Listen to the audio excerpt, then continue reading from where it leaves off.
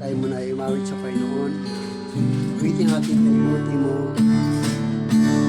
Kalimutin mo, Panginoon ko.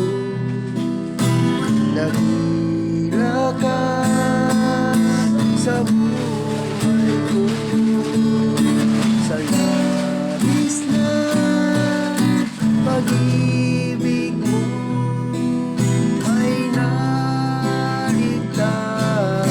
ako. Hindi man karapat-dapat na ako'y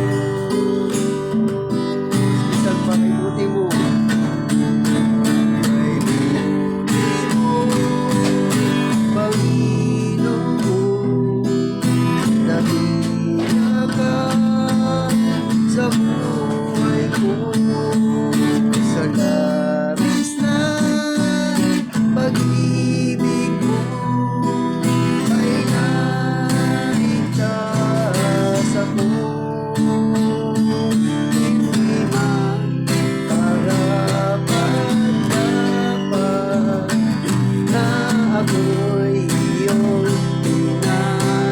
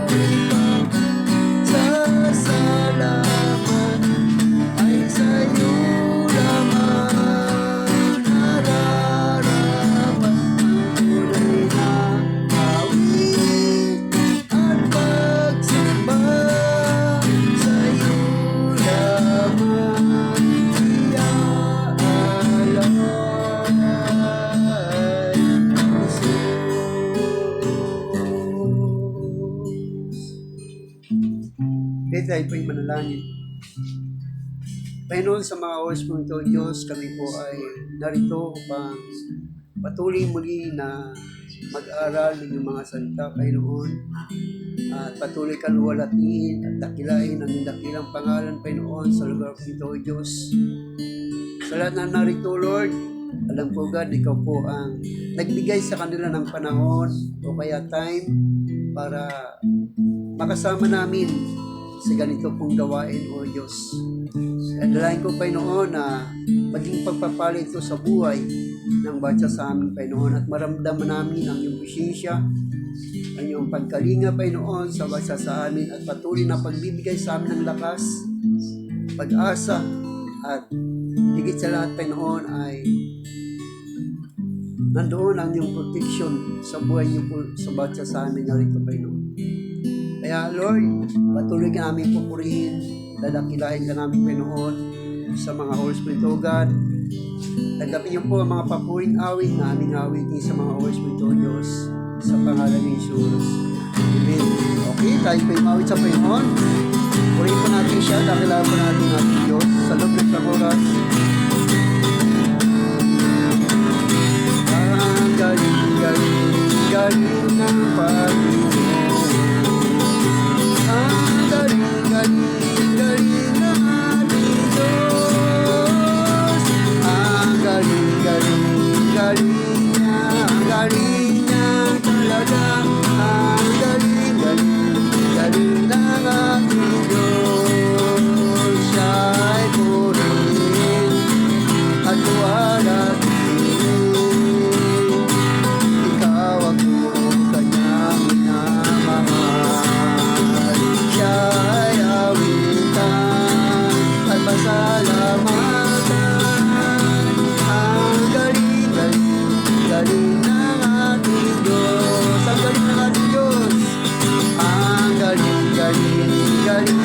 Panginoon. Ang galing, galing, galing ng ating Diyos. Ang galing, galing, galing niya, ang galing niya talaga. Ang galing, galing, galing ng ating Diyos. Siya ay purihin at walhatiin. Ikaw ako kanyang minamahal. Siya ay awitan at pasalamatan. Ang galing, galing, galing ng ating Diyos. Kay buti ng Diyos, kay buti ng Diyos sa amin. Kay buti ng Diyos, kay buti ng Diyos sa iyo. Kay buti ng Diyos, kay buti ng Diyos sa Kanya. Kay buti ng Diyos, kay buti ng Diyos sa atin. Palakpakan kamay, at ito'y kaway. Sabayan mo pa ng indak, at sumayaw sayaw. Ipahayag mo kapatid, na kay buti ng Diyos, kay buti ng Diyos sa atin. Sama kay buti ng Diyos, kay buti ng Diyos, buti ng Diyos sa atin. Kay buti ng Diyos, buti ng Diyos sa iyo. Kay buti ng Diyos, kay buti ng Diyos sa Kanya. Kay buti ng Diyos, kay buti ng Diyos sa atin. Palakpak, palakpakan kamay, at ito'y kaway. Sabayan mo pa ng indak, at sumayaw sayaw. Ipahayag mo kapatid, na kay buti ng Diyos, kay buti ng Diyos sa atin. Ang Diyos ay mabuti, ang Diyos ay mabuti, ang Diyos ay mabuti sa atin. Mahal niya ako, mahal ko rin siya. Ang Diyos ay mabuti sa atin. Siya ang kalungan at kalakasan. Siya'y matibay na sandigan. Di nagbabago, di nagkukulang. Siya'y sa atin nagmamahal. Ang Diyos ay mabuti, ang Diyos ay mabuti, ang Diyos ay mabuti, ang Diyos ay mabuti sa akin. Mahal niya ako, mahal ko rin siya. Ang Diyos ay mabuti sa akin. Siya ang kalungan at kalakasan. Siya'y matibay na sandigan. Di nagbabago, di nagkukulang. Siya'y sa atin nagmamahal.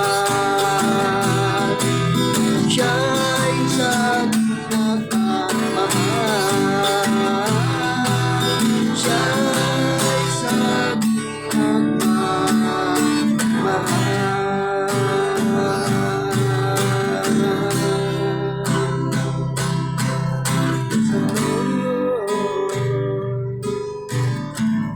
Tuloy po natin purihin ng Diyos o Espiritu. At kalahin po natin siya sa pamamagitan ng mga papagkawin. Yes, glory Jesus. Nananalig ako sa iyo, aking Ama. Sa biyayang dulot mo sa iyo ay nagmula. Pag-ibig mo'y aking nadama. Jesus na aking Diyos, ika'y sinasamba.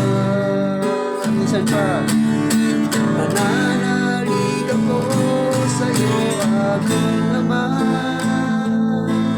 Sa biyayang dulot mo, sa'yo ay nagulat.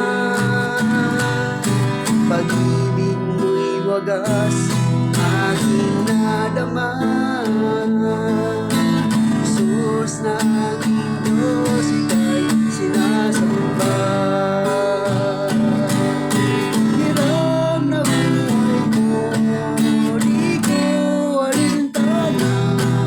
Kung ito'y mawawala, wala nang pag-asa. Luna sa ngalan mo, ako'y pinagpala. Jesus na aking Diyos, ika'y sinasamba.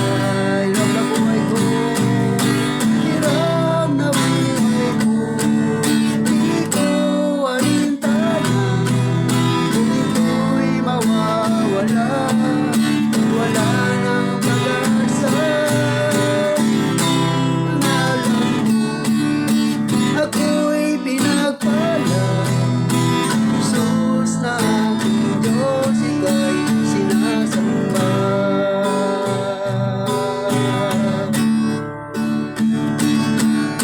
Sa buhay ko, ikaw ang bukas.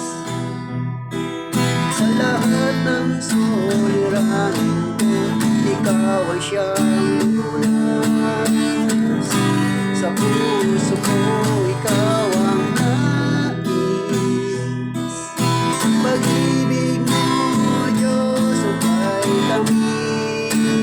Minsan pa, sa buhay ko, ikaw ang bukas. Sa lahat ng suliranin ko, ikaw ang siyang lunas. Sa puso ko, ikaw ang nais. Pag-ibig mo, Diyos, ukay tamis. Napakasarap magmuli sa kalungan mo. Lahat ng nais ng puso, matatagpuan sa'yo. Napakasarap magmuli sa kalungan mo. Wala nang alalahanin pa. Nakapaligid man ang problema.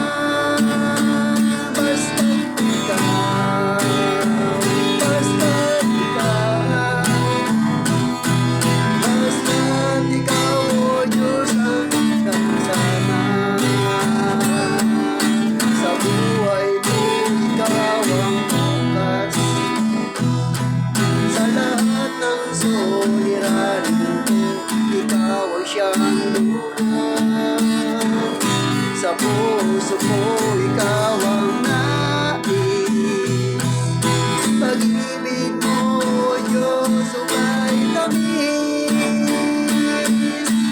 Napakasarap magmuri sa kalungan mo. Lahat ng nais ng puso, matatagpuan sa'yo. Napakasarap magmuri sa kalungan mo. Wala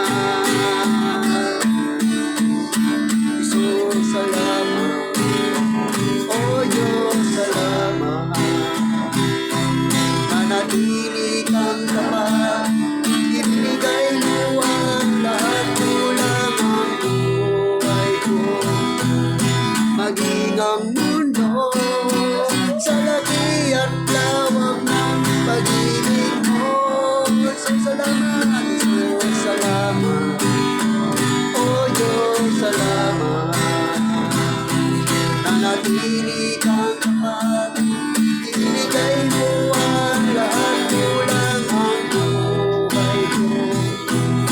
Maging ang mundo sa laki at lawak ng pag-ibig mo. Dakila ka, dakila ka, dakila ang pag-ibig mo. Dakila ka, dakila ka, dakila ang pag-ibig mo. Oh,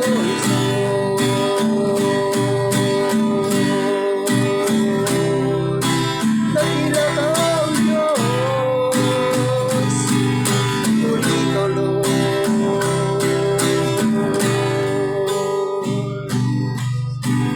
Salamat, Panginoon, sa gabing ito, Diyos. Ang mga awitin ito, Diyos, ay patuloy po namin inaalay sa iyo. Bilang pagsamba namin sa iyo, Lord, sa Espiritu, sa katotohanan, sa mga bagay na hindi namin nakikita o naiipong, Panginoon. Sa mga bagay na hindi namin nahawakan, O God. Sapagkat ikaw ang Diyos ay Espiritu, katulad ng hangin, Lord, naramdaman namin, bagnamat ngunit hindi namin ito nahawakan, O Diyos. Kaya narito kami, Panginoon, upang sampahin ka sa katotohanan, sa Espiritu, sa katotohanan. Sa pamamagitan ng mga awitin ito, O Diyos, ay maluwalhati yung dakilang pangalan sa lugar nito, God. Ang bawat isang narito, Lord, kasama namin sa pagpupuri at pagsamba namin sa iyo, Diyos. Kaya, Lord, samahan niyo po kami sa loob ng isang oras, Panginoon. Ikaw ang aming papupurihan, ikaw ang aming pag-uusapan, Panginoon, upang patuloy na may taas ang iyong dakilang pangalan. Kaya samahan niyo po kami sa nalalabi naming mga gawain sa labing oras ng dakilang Panginoon. Ikaw ang patuloy po na manguna sa amin sa pangalan ng Ama, ng Anak at ng Banal na Espiritu Santo, sa pangalan ni Jesus. Sa lahat natin magsabi na Amen. Yan, so purihin ng Panginoon.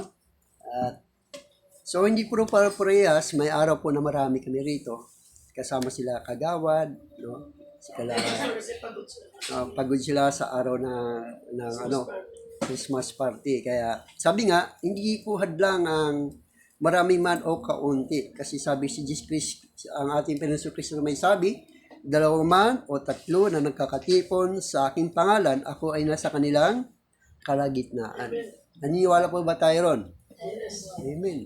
No?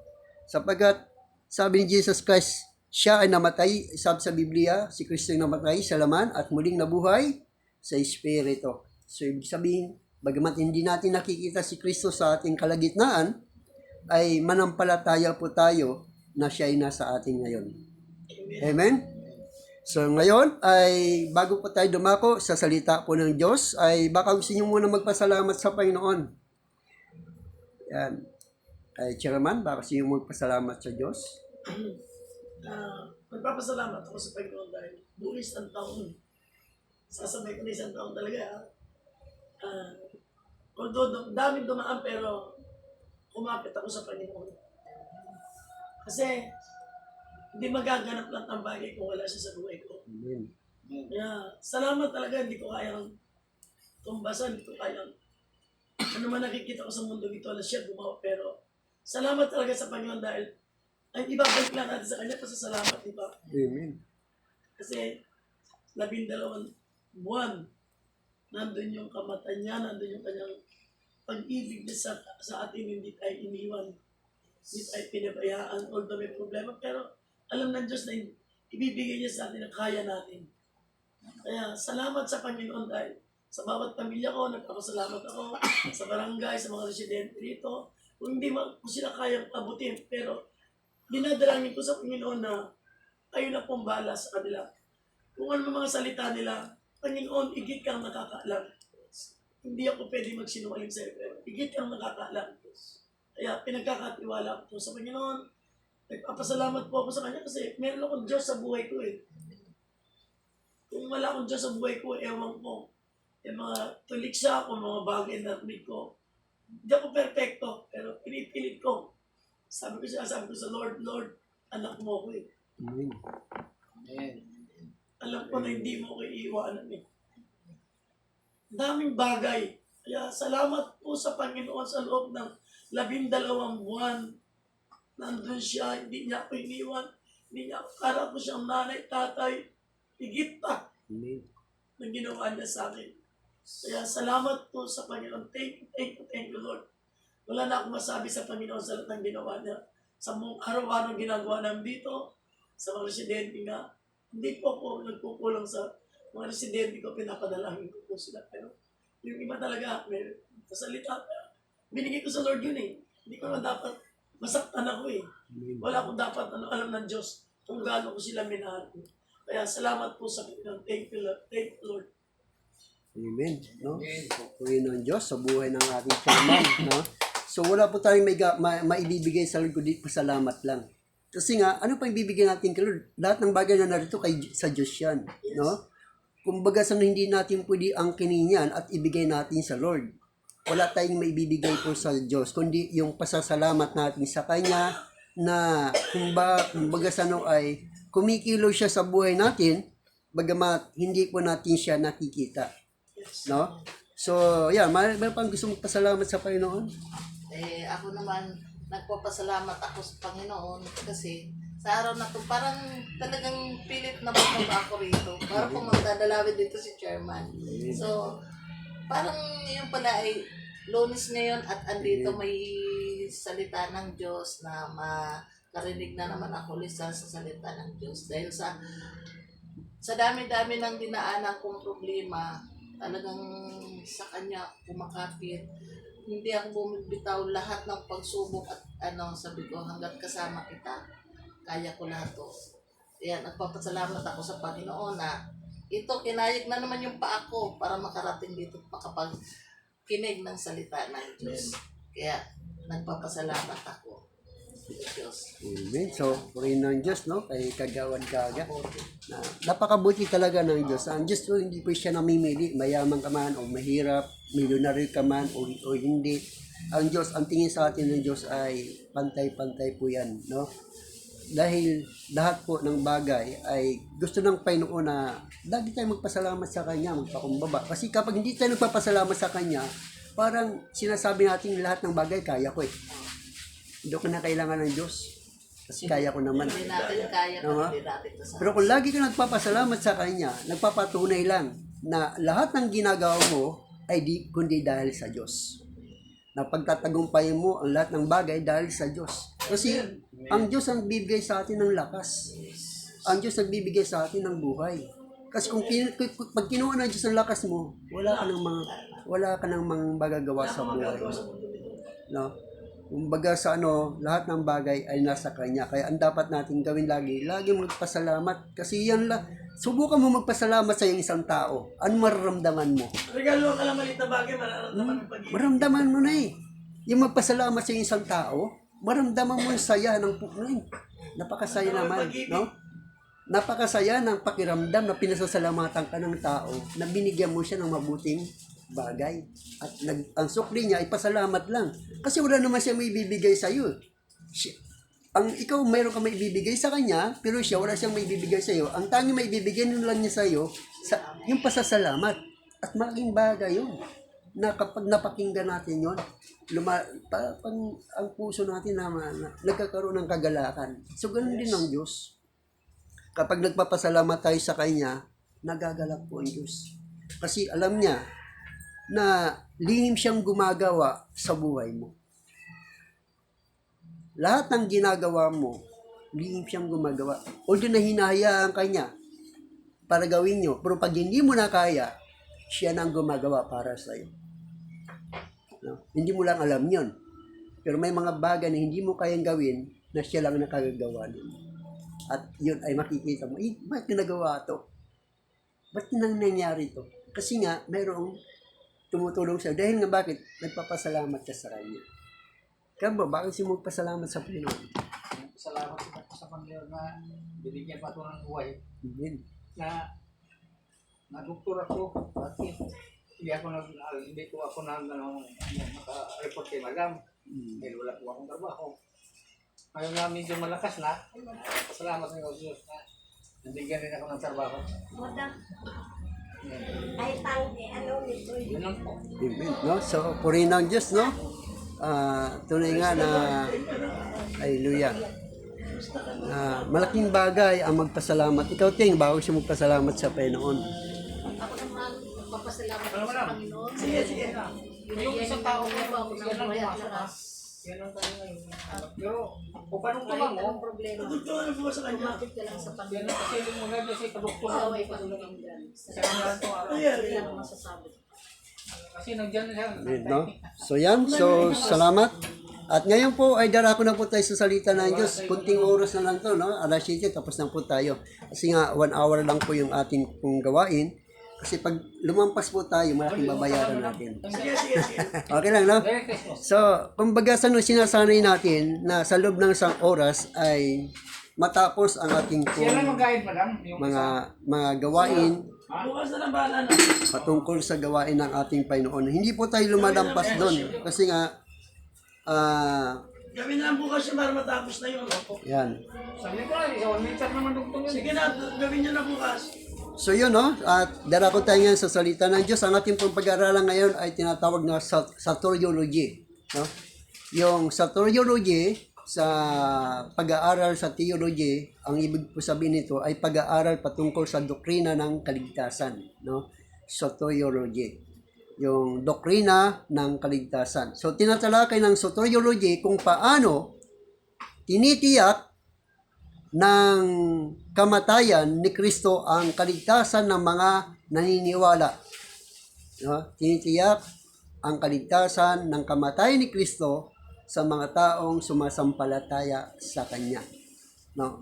Yun po yung ibig sabihin ng soteriology. So bago yan, tayo muna po ay manalangin. Humingi po tayo ng gabay at patnubay sa Panginoon, sa Osmento Diyos. Ama, marami pong salamat sa iyo pong gabay at patnubay na kami po ay mag-aaral ng iyong pong mga salita. Dalayan ko, Diyos, ang mga salitang ito ay tinimo sa bawat sa amin narito, Panginoon, sapagat ang salita mo ay para sa lahat at siyang pagkain ng aming espiritu habang kami ay narito sa mundong ito, O Diyos. Kaya Lord, maging lingkod, Panginoon, bigyan niyo po ako ng kalaman at karunungan na ako ay magpapahayag hindi sa ganang aking sarili, kundi magpapahayag po ako, Panginoon, ayon sa iyong mga salita, O God. Kaya purihin ka, O Diyos, sa pangalan ni Jesus. Amen. So dito ay ang ating pag-aaralan yung tinatawag na soteriology. Na ito ay pag-aaral patungkol sa theology na ang ibig sabihin ng soteriology ay pag-aaral ng doktrina ng kaligtasan. No? Patungkol sa kaligtasan ng tao na kung paano ang tao ay nagkasala at kung paano ang tao ay ililigtas muli ng ating Panginoon. Kaya tinatalakay ng soteriology kung paano tinitiyak ng kamatayan ni Kristo ang kaligtasan ng mga mananampalataya na naniniwala sa Kanya. Kaya tinutulungan tayo nitong maunawaan ang mga doktrina ng pagtubos, pagbibigay katwiran, pagpapabanal, pagbabayad sala, at kapalit na pagbabayad sala. No? Kapalit ng pagbabayad sala. Yan. Kaya ang soteriology ay ang lugar kung saan ang Kristyanismo ang pinakaiba sa mga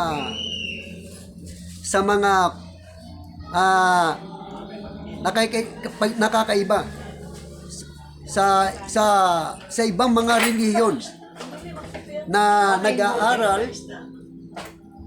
nag-aaral na patungkol sa tinatawag na kung paano ang tao ay nagkasala. Kaya ang soteriology ay tumutulong sa atin na malaman kung bakit ang kaligtasan ay sa pamamagitan lamang ng biyaya. Hindi ito sa pamamagitan ng ating mabubuting gawa. Sapagat ang mga tao ay akala nila kapag sila ay gumawa ng mabuti, sila ay ligtas na. Hindi, Pastor, para sa akin, no? Sa ano ko sa pagpapaunawa ako dyan.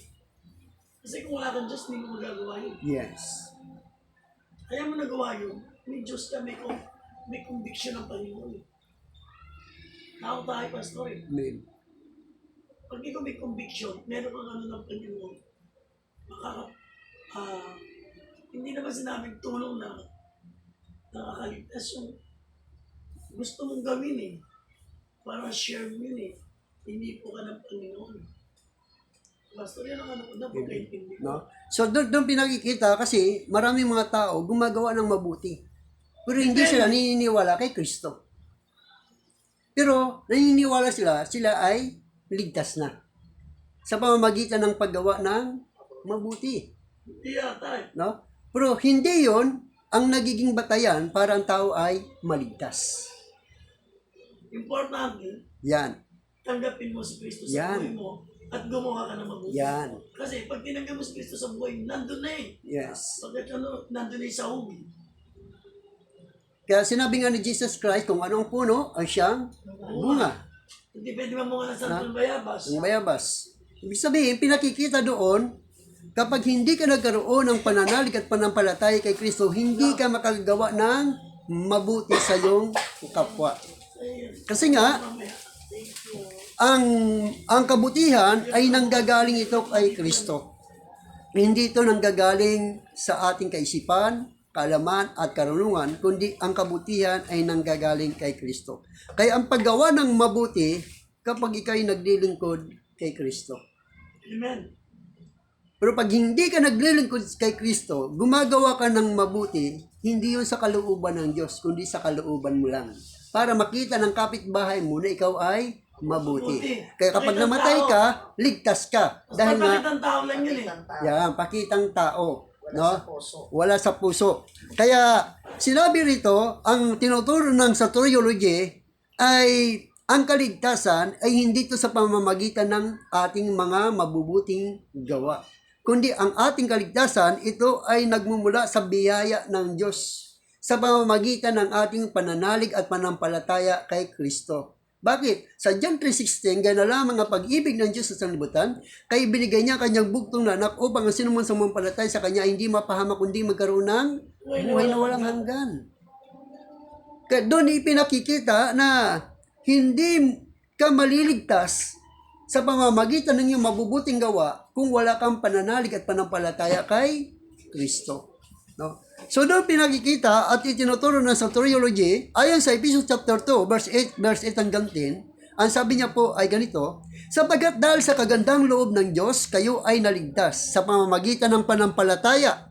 At ang kaligtasan ito ay kaloob ng Diyos at hindi sa pamamagitan ng iyong sarili. Hindi ito bunga ng inyong mga gawa, kaya't walang dapat maipagmalaki ang sinuman.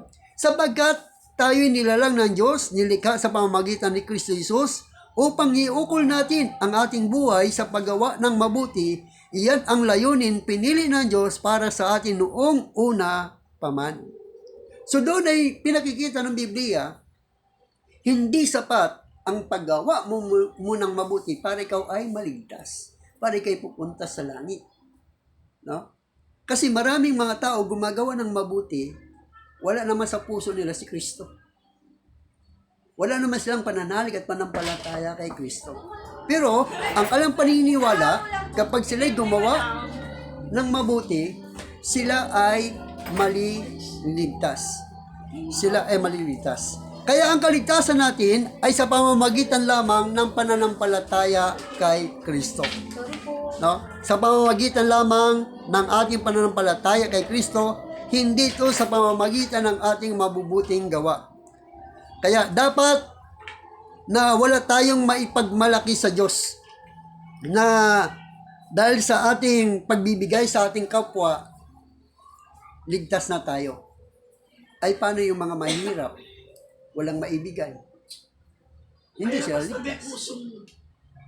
Mas maano ba kayo mahirap eh. Ano talaga sila yung malapit sa Panginoon. Pero hindi lahat. Yes. Meron din mga mahirap na nga, Matigas pa ang ulo. matigas pa rin yung ulo. Walang pananampalataya. No? Hindi na nga naranasan ang buhay dito sa mundo na masagana, hindi niya pa rin mararanasan ang buhay doon sa kabilang buhay na Napakahirap. napakahirap. So dito ay pinakikita na ang kaligtasan po natin ay malinaw na pangunawa sa ating kaligtasan ay magbibigay ng kapayapaan na higit sa lahat ng pangunawa. Ang sabi doon sa Ephesians chapter 4 verse 7, at ang kapayapaan ng Diyos na hindi kayang maunawaan ng tao ang siyang mag-iingat sa inyong puso at pag-isip dahil sa inyong pakikipag-isa kay Hesus Kristo. Dito nalalaman natin na tayo ay ligtas at ang kaligtasan ito ay bunga ng ating pananampalataya sa ating Panginoong Hesus Kristo. Hindi tayo naligtas dahil gumagawa tayo ng mabuti, kundi naligtas tayo sa ating pananampalataya kay Kristo. Yun ang ating pinagmamalaki. 100% ligtas ako dahil ang sabi sa Biblia, sa John 14:6, ang sabi ni Jesus Christ, ako ang daan, ang katotohanan at ang buhay. Walang makakapunta sa Ama kundi sa pamamagitan ko. Kaya kapag tayo ay mayroong pananampalataya kay Kristo, nakakatiyak na tayo ligtas. Amen. Tiyak tayo na tayo ligtas. Kaya doon tayo nakagagawa ng mabuti sa ating kapwa. Anong kabutihan na nagawa natin? Yung mai-share natin yung kaligtasan, tinanggap natin mula sa ating pananampalataya kay Kristo. Yung yun ang pinakamabuti na wala ka mang maibigay anumang bagay, pero yung totoong kaligtasan ay naibahagi mo doon sa taong dapat nangangailangan. Kaya sa Tito chapter 3 verse 5 hanggang 8, sabi niya, iniligtas niya tayo hindi dahil sa ating mabubuting gawa, kundi dahil sa kanyang habag sa atin. Tayo ipinanganak na muli sa pamamagitan ng tubig at tayo rin ay binago ng Espiritu Santo. Masaganang ipinagkaloob ng Diyos sa atin ang Espiritu Santo sa pamamagitan ng ating tagapagligtas na si Hesus Kristo. So, wala tayong ibang tagapagligtas. Kaya, kung baga sa ang iba kasi nakikita ko, Pastor, ang kaligtasan sa pamamagitan lang ng mga gawa. Kapag nakapagawa ka ng mabuti, ligtas ka. Sabi ko, hindi yan ang daang papuntang langit. Gagawa ka ng mabuti para ikay maligtas. Kailanman hindi sinabi sa Biblia na gumawa ka ng mabuti upang ikaw ay maligtas. Kundi ang sinabi sa Biblia, kapag ikay sumampalataya kay Kristo, ikaw ay ligtas. Kaya nakakatiyak tayo na tayo po ay ligtas upang tayo ay gawing matuwid sa pamamagitan ng kanyang kagandang loob at tayo magiging tagapagmana ayon sa ipinangakong buhay na walang hanggan. Kaya mapagkakatiwalaan ang aral na ito, kaya ang nais kong buong tiyaga mong ituro at sa mga nananalig sa Diyos upang ilaan nila ang kanilang sarili sa paggawa ng mabuti na siyang karapat-dapat na pakikinabangan sa mga tao. Kaya nakagagawa tayo, kaya sabi ni Jesus Christ, wala kayong magagawa kung kayo ay hiwalay sa akin. Ako ang puno ng ubas, kayo ang mga sanga. Dahil si Kristo ay mabuti, nakagagawa rin tayo ng mabuti. Kasi yun ang nagiging bunga natin. Yung bukang bibig natin si Kristo. Yung bukang bibig natin, kaya ako nagawa to dahil kay Kristo. Amen. Kaya ako nagawa ito sa yung gumawa ng mabuti dahil kay Kristo. Hindi ko ito nagawa dahil sa sarili kong kagustuhan. Kundi ang gusto ni Kristo ay gumawa ako ng mabuti dahil ito ang bunga. Dahil si Kristo ang puno ng aking pananampalataya. Sabi ni Jesus Christ, ito nyo sa kay Kristo ang iyong paningin na siyang pinagmulan ng iyong pananampalataya. Kaya isa sa napakalaking buod ng soteriology, iniligtas niya tayo hindi dahil sa mga matuwid nating mga ginagawa, kundi dahil sa kanyang awa, niligtas niya tayo sa pamamagitan ng paghuhugas ng muling pagsilang at pagpanibago sa pamamagitan ng banal na Espiritu na kanyang ibinuhos ng sagana sa atin sa pamamagitan ni Kristo na ating tagapagligtas upang tayo maging mga tagapagmana na walang hanggan. Kaya ilan sa mga katanungan sa pag-aaral sa theology ay kung minsan pa maligtas ang tao, siya ba ay ligtas na? Yan po yung isa sa mga pinag-aaralan sa theology. Ang tawag dyan ay once saved, always saved. Kapag ang tao ba ay naligtas na, siya nga ba ay ligtas na? So, doon ay makikita natin dito na makakatiyak po tayo na kapag tayo ay naligtas na, ligtas na po tayo sa pamamagitan ng iyong pananampalataya. Dahil sabi sa Biblia, kapag ang pananampalataya mo ay pabago-bago, huwag ka mag-isip na tatanggapin mo ang iyong mga hinihiling dahil nga pabago-bago ang iyong pananampalataya. Ano ibig sabihin ng pabago-bago? Ligtas ba ako o hindi? Ligtas ba ako o hindi? Ang ibig sabihin doon, kung ang gusto ng pagtuturo, kung once saved, always saved, na maniwala ka na ikaw ay ligtas. Huwag kang mag-isip na hindi ka ligtas. Kaya, ang once saved, always saved, ito ay para lamang, una kasi dalawa pong klase ng salvation. Dalawang klase ng salvation. Salvation by the promise, salvation by grace. Ano yung pong salvation by the promise? Ang salvation by the promise, ito ay para sa mga Hudyo. Ipinangako ng Diyos ang kaligtasan sa mga Hudyo. At ang katuparan ng kaligtasan niyo nung mamatay si Kristo sa krus ng Kalbaryo. Kaya ano sinabing Jesus Christ? It is finished. Ibig sabihin, wala ng Kristong mamamatay para sila muling iligtas.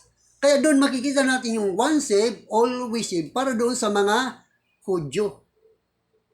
Pero yung once saved, always saved, hindi ito para sa atin. Dahil ang kaligtasan natin ay by grace lang. Bakit na by grace lang? Dahil nga, ang kaligtasan ng mga hintil, dahil nga sa pagmamatigas ng bayang Israel, hindi nila tinanggap si Kristo bilang Panginoon at sariling tagapagligtas ng kanilang buhay. Kaya ngayon, nabalik ang kaligtasan sa atin. Ang kaligtasan nito ay by grace. Biyaya lang. Dahil sa pagmamatigas ng bayang Israel. Kung tinanggap nila si Kristo bilang Panginoon tagapagligtas, wala tayong mga hintil. Di ba? Sa Arko ni Noah, kung ang lahat ng tao naniwala kay Noah, ay walang hayop na maliligtas. Walang hayop na maliligtas kung lahat ng tao ay naniwala kay Noah. Pero dahil hindi nga naniniwala ang mga tao kay Noah, so ilang tao lang ang naligtas sa baha? 8 lang. Ngayon, nagkaroon ng pagkakataon maligtas ang mga hayop. Pero hindi lahat ng hayop ay papasok sa arko. Sa lahing aso, 2 aso lang. Sa lahing baboy, 2 baboy lang. Pero hindi lahat ng baboy ay pwedeng pumasok sa arko. Ganon din naman. Tayong mga hintil, hindi po lahat ng hintil ay maliligtas. Hindi po lahat ng hintil ay maliligtas. May bilang po lamang ang mga maliligtas. Ang sabi doon sa Romans chapter 11 verse 25, may isang hiwaga na ibig kong malaman ninyo, ang pagmamatigas ng bayang Israel ay hindi panghabang panahon. Ito ay tatagal lamang hanggang sa mabuo ang bilang ng mga hintil na tinawag at lalapit sa Diyos. So may bilang po tayo. Hindi lahat ng hintil, kundi yaon lamang makakarinig sa tinig ng Diyos. Kaya nga ipinangangaral ang mabuting balita. Ipangaral nyo ang mabuting balita sa lahat ng bansa. Kasi hindi nga tinanggap ng mga Hudyo eh. Alam mo kung sinong ginamit ng Diyos para maligtas sa mga hintil? Ang ginamit ng Diyos para maligtas sa mga hintil ay si Pablo. Si Pablo ang ginamit ng Diyos para tayong mga hintil ay magkaroon ng pagkakataon na maligtas. At ang kaligtasan natin ay sa pamamagitan ng pangangaral ng mabuting balita. Ang sabi ni Jesus Christ, sumayo kayo sa buong sanlibutan, ipangaral nyo ang mabuting balita upang ang sinuman sumampalataya at mabautismuhan ay maliligtas. Kaya yaon lang yung makakarinig ng mabuting balita. At ang makakarinig ng mabuting balita, yun lamang ang lalapit sa ganitong gawain. Yung mga napili ng Diyos. Subukan mo sa Arko ni Noah. Sa daming aso, 2 lang ang nakarinig. Di ba? Sa tinig ni Noah, babae at lalaki lang. Pero yung ibang hayop, hindi nakarinig sa tinig ni Noah, kaya hindi sila pumasok sa arko. Ganon din naman. Sa ating mga hintil, pag narinig ang mabuting balita, mayroong lalapit yan. Kaya nga nagpapatanggap tayo eh. Nagpapatanggap tayo bilang sa pananalangin para tanggapin niya si Kristo bilang Panginoon at siyang tagapagligtas sa kanyang buhay. Pero hindi lahat ng tao ay sumusunod sa pananalangin. Amen po ba? Amen. Amen. Hindi lahat ng tao ay sumusunod sa panalangin. Yung sumusunod lamang sa panalangin, yung nakarinig ng tinig ng Diyos. Yes. Hindi lahat ng tao. Subukan mo manalangin dyan. Tanggapin mo si Kristo. Hindi lahat. Ang iba yung tatawa pa yan. Pagtatawanan. Pero yung mga tinawag ng Diyos, seryoso yan. Nakapikit ng mata yan. At humingi ng tawad sa Diyos.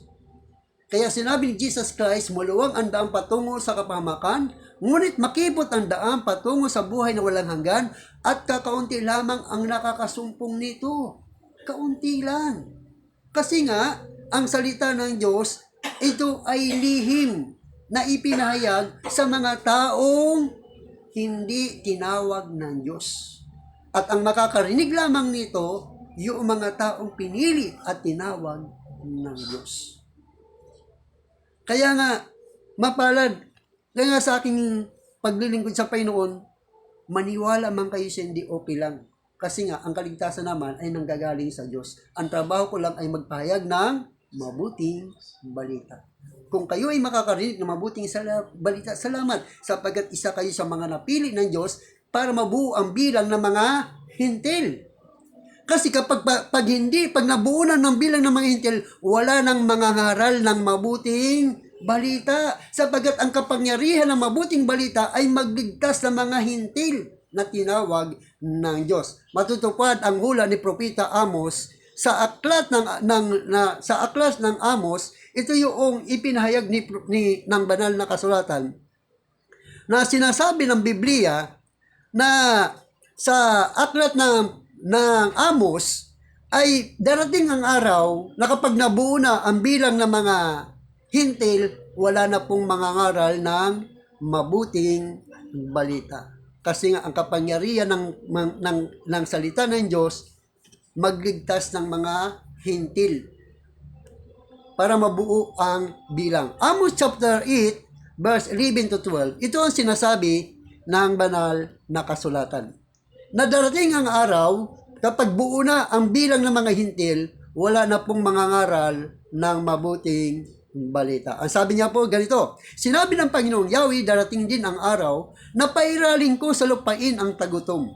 Magugutom sila, ngunit hindi sa pagkain. Mauhaw sila, ngunit hindi sa tubig, kundi sa pakikinig ng aking mga salita. Mula sa hilaga, papuntang timog, mula sa silangang hanggang pakanluran, hanapin nila ang salita ni Yahweh, subalit hindi nila ito masusumpungan. Ngayon ba'y nasusumpungan pa natin salita ng Diyos? Amen. Amen. Darating ang araw, pag nabuo ang bilang ng mga hintil, wala na pong mangangaral na mabuting balita. Matutupad na ang sinabi ni Jesus Christ doon sa aklat ng Matthew, verse 24, na sinabi niya ay ganito, kapag ito'y nangyari na, saka na darating ang tinatawag na wakas. Matthew chapter 24 verse 13 hanggang 14 na sinasabi niya ay ganito. Kaya mapalad yung mga taong na lumalapit sa salita ng Diyos dahil alam nila sila sa mga napili nila. Sa verse 13 ganito sinabi ni Jesus Christ. Sabi niya sa verse 12, ang kasamaay ay lalaganap, kaya manglalamig ang pag-ibig ng marami. Ngunit ang manatiling tapat hanggang wakas ang siya lamang maliligtas. Amen. Ipangangaral sa buong sanlibutan ang magandang balita tungkol sa paghahari ng Diyos upang ang lahat ng bansa ay makarinig nito. At kung maganap nito, darating na ang katapusan ng mundo. Hanggat mayroong pang nangangaral na mabuting balita, hindi pa matatapos ang mundo. Kasi ang layunin niya sa buong mundo, doon sa mga hindi napabilang sa mga Hudyo, ay maligtas at makarinig sila ng mabuting balita. Anong dahilan? Para wala silang maidahilan. Lord, hindi po namin napakinggan ang salita mo. Hindi po namin napakinggan ang tinig mo. Kaya hindi kami tumanggap sa iyo. Hindi totoo yun. Hindi matatapos ang pangangaral ng mabuting balita hanggat hindi nakakarinig ang buong sanglibutan. Nakakarinig na ba? Kumpleto na po. Itong YouTube natin, pag ito in-upload ko sa YouTube channel, ang dami nakakapanood nito. Umabot ng 2,000, 3,000 na nanonood nito. Ibig sabihin, sa lugar natin ito, ilan lang tayo. Pero Luzon, Visayas at Mindanao, iba't ibang bansa ay napapanood din tayo. Amen? Yes. Napapanood din tayo. So doon ay pinakikita rito na mapalad ang mga taong pinili ng Diyos at ikaw lang nakakaalam doon. Ikaw lang. Dahil ang mga pinili ng Diyos, nagpapatuloy yan sa gawain ng Diyos. Meron siyang pananabik. Dahil sinabi ni Jesus Christ, hindi lamang sa tinapay na bubuhay ang tao, kundi sa bawat salitang namumutawi sa bibig ng Diyos. Meron kang pananabik sa salita ng Diyos. Nagugutom ka hindi sa pagkain, nagugutom ka sa salita ng Diyos. Kaya, hinahanap mo ang gawain ng Diyos. Kapag nasumpungan mo ito, lumalapit ka roon kahit hindi ka inanyayahan. Ating kabad, ating hindi. Alam mo, salita ng Diyos yun. Para sa akin to, kaya hindi ko kailangan yayahin pa ako. Dahil ang mga ito, kapatid ko to sa Panginoon. Amen? Kapatid ko to sa Panginoon. Hindi ko dapat mahiya sa kanila. Dahil yung salitang napapakinggan ko, ayun talagang salita ng Diyos. Dahil binigyan tayong Espiritu ng Diyos na siyang gumagabay sa atin para akayin tayo, kaya doon sa tinatawag na kaligtasan. So kaya dito nakita natin na ang once saved, always saved, ito'y para lamang sa mga Hudyo. Ang ating kaligtasan bilang mga hintil ay nasa biyaya lamang, ang manatiling tapat. Hanggang wakas ay siya lamang maliligtas. Ibig sabihin, huwag natin sabihin, ligtas ako. Kahit hindi ako mating sa church, ligtas ako. Kapatid, hindi ka Hudyo. Ang Hudyo, kahit hindi sumampalataya kay Kristo, ligtas na yan. Pinangakuan na sila ng Diyos. Amen. At ang katuparan ng pangako na yan, nung si Kristo mamatay sa krus ng Kalbaryo. Kaya tayo mga hindi, wala tayong may pagmamalaki. Hindi natin pwedeng, hindi ko kailangan si Kristo. Hindi tayo Hudyo. Ang mga Hudyo, kahit sabihin nila, hindi ko kailangan si Kristo. Pero ang mga Hudyong ito, lalapit pa rin kay Kristo. Alam mo kung bakit? Sila yung maiiwan sa rapture. Sila yung daranas ng Great Tribulation. Di ba yung mga nasa arko? May tribulation pa dumarating sa kanila? Di ba mapayapa sila? Ganon din tayo. Kukunin tayo ni Kristo sa pamagitan ng rapture bago dumating ang Great Tribulation. Ang mga Hudyong ito, sila yung daranas ng tinatawag na Great Tribulation. Sila yung maninindigan sa kanilang pananalig at pananampalataya kay Kristo. Ipaglalaban nila ang kanilang katapatan sa Diyos. Katapatan mo, O Diyos, tunay at dakila. Pag-ibig mo'y wagas at walang kapangantay. Sa aking puso, sa aking buhay, papuri, pagsamba, iaalay. Bukas, noon, ngayon, magpakailanman, luwalhatiin ka. Panginoon, kay buti mo sa akin.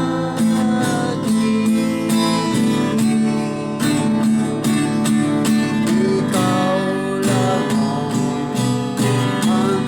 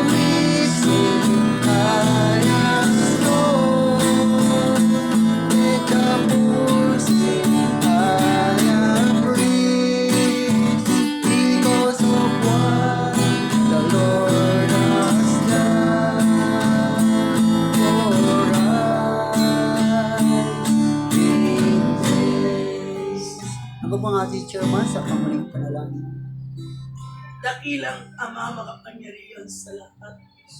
Salamat po, Panginoon, sa oras na ito. Nandito po kami nagkakaisa Yes, Lord. sa iyong harapan, sa iyong kapagan sa gabi ito, sa aming kinain ang iyong salita, Lord.